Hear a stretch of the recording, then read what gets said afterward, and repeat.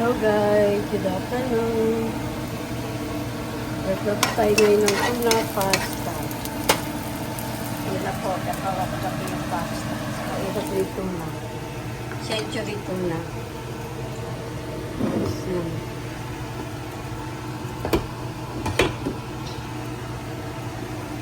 Wala tayong kamatis, kaya yan lang pang lutong bahay ng tutalo. Yan na po guys, ito na ang ating sinigang.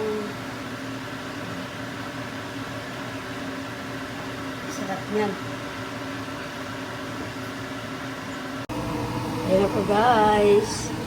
Nilagay ko na po yung sauce ng tuna pasta. Ang sarap po yan.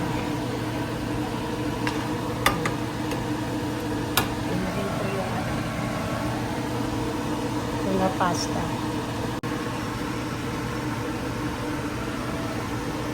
Yan na po guys, ito na po ang ating pasta. Tuna pasta.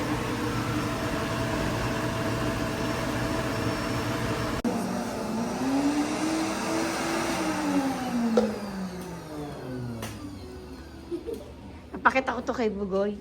Here. Yeah. Say to my vlog. Pakita ko yan. Ito kami ngayon sa bubble tea. Ayan ang mga ingredient nila. Ayan.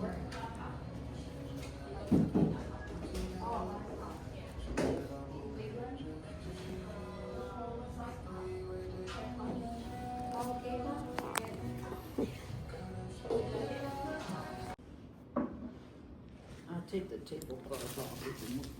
It's probably better with me. Nagbibidyo ka?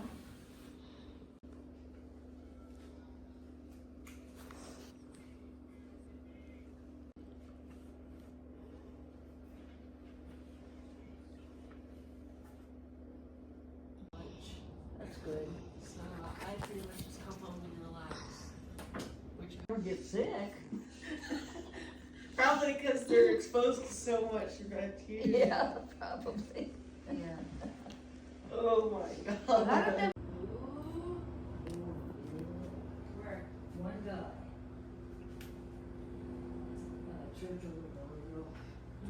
Oh yeah.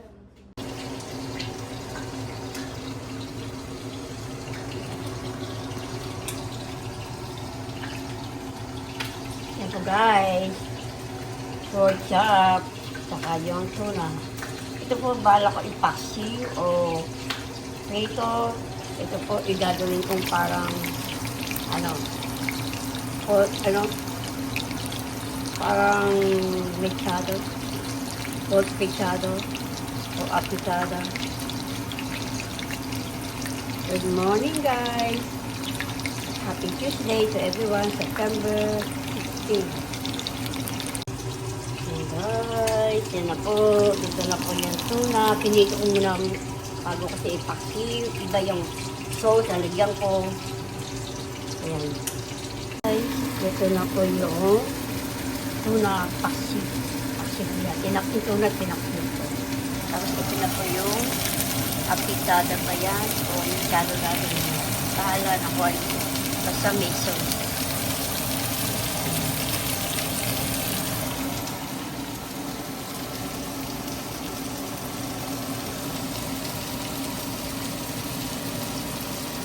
Ayan guys, welcome back to my YouTube channel in this vlog. Ayan na po, nagluto na po yung aking apitada. Called apitada. Guys, thanks for watching. Subscribe my channel, subscribe.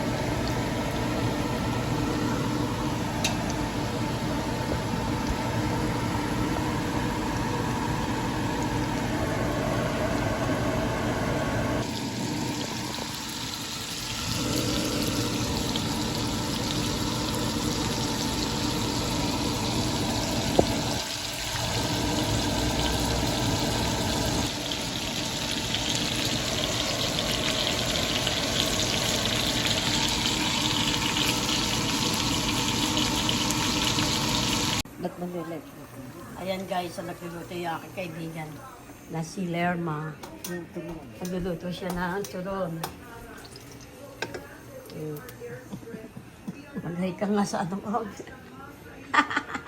Pakatalikod siya. Andito ako sa bahay ng kaibigan ko si Lerma. Kasi malapit na kami ng Pilipinas uli. Kaya ayun, hindi nag-i-spend time ako sa kanya. So guys, naka-ready na po ako. Yung mga balikbayan bus ko. Kasi siya na yan sa Pilipinas. Yan. Pinapuyat po kami yan. Ano nung anak ko. Ito pa isa, hindi pa tapos. Hindi pa na sasarado. Guys, malapit na po ako umuwi sa Pilipinas. Kailangan natin umuwi. Importante kasi ito. Kaya naglalaba ako. Naglalaba ko yung mga damit ko. Para pag uwi ko, wala na akong labay. Sa dryer na siya. Ay na, wala na pong mga hangya doon. Alis ko na yung mga hangya. Nilabang ko na yung mga punda para pag alis ko dito, malinis yung akin. Dadali, nakalpak na yung mga gamit ko. Guys, kukunin na po ang aking balikbayan box. Dadali na sa Pilipinas. Andun po yung sinida. Yun po yung kanilang sasakyan. Yung ahong.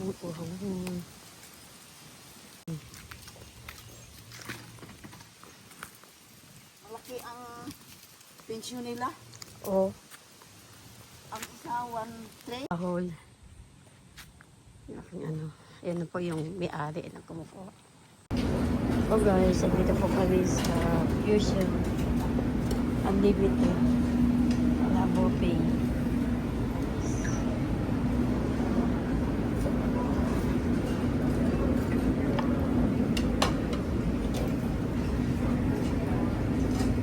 Unlimited. Yan, unlimited po yan.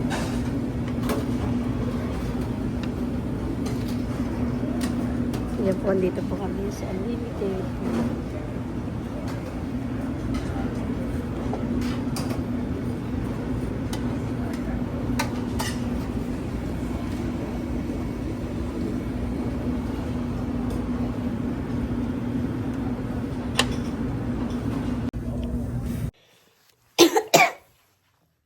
Hello guys, good afternoon. Nagbablog po ako ngayon kasi pupunta ako doon sa kaibigan kong Pilipina. Kasi nga, aalis na ako sa linggo. Magdadala ako sa kanya ng food. Ito po yung aking bahay sa Amerika. Yan. Tapos magta-travel na naman tayo. Yan. Ako lang mag-isa ngayon dito. Ito yung bahay ko. Bahay ng anak ko pala. Pero magkasama naman kami sa bahay kasi. Yan po ang aking buhay sa America, simple life. Matagal ko na po ito pinakita sa inyo. Yan. Kaya lalabas po tayo. Gadala tayo ng food ng ulam, kaibigan ko. Lagi niya ako kasi sada tayong busy ngayon na. Kaya yan, nagluto ko ng munggo. Hindi pa Friday, pinagluto na ako mo. Yan po guys, siya ako sa labas.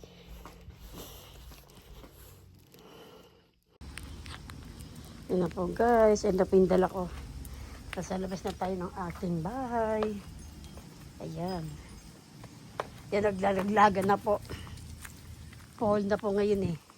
Malapit na naglalagan na yung mga dahon kasi malapit na mag-winter.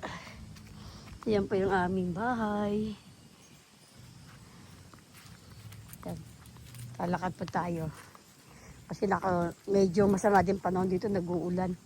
Ayan, basa yung parang sumasabay na masamang panahon sa Pilipinas. Lakad-lakad lang tayo kasi nag-walking exercise lang ako lagi dito. Ngayon, yung kaibigan ko, na gusto daw niya na yung ulam kong munggo ay hatid ko. Yan ang makulimlim ang panahon. Kanina umulay ang basa yung semento. Yan. Yan lang konting tubig na ipon. Hindi ka to sa Pilipinas flood control. Dito okay naman po yung kasada dito. Yan. Tahimik po dito, napakatahimik. Kaya po guys, makita nyo, uwi na naman ako na sa Pilipinas kasi kailangan ko umuwi. Dapat nga next year pa ako uwi eh. Kaso kailangan ko po umuwi, importante. Yan po. Napakatahimik hapon po ngayon dito, alas 4 ng hapon ay makulimlim ang panahon. Lalakad lang tayo. Siguro mga 10 minutes lang ito lakarin. O 7 minutes. Kapunta dun sa kaibigan ko. Sana huwag ako abutan ng ulan. Ayun o. Kita nyo, madilim ang langit. Nakikisabay sa panahon sa Pilipinas. May Nando daw. Nando. Bagyo sana pag uwi ko doon sa linggo. Huwag naman sana ako abutan ng bagyo sa airport.